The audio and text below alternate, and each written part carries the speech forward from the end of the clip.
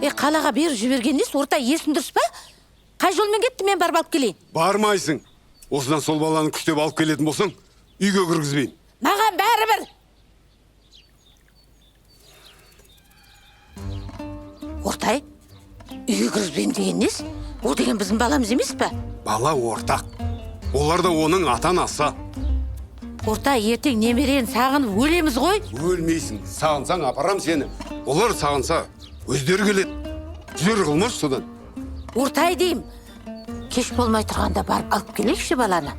Жоқ, бармайсың. Ортай, бұл деген салт дәстүр ғой. Кезінде тоңғыш қызымыз Шолпанды да ата-әжесінің қолына берген жоқпыз ба?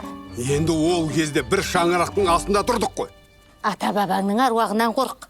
Салт дәстүрді ұстанбасақ, қазақылығымыздан айырылып қаламыз. Қамажай, именно осы дәстүрді ұстанбай-ақ қойшы. Ортай, олар деген балаға қарай алмайды. Қарайды. Қарай алмаса үйренеді. Өздерінің туған балалары. Сен мен басымды қатырма, білдің бе? Үйде отыр.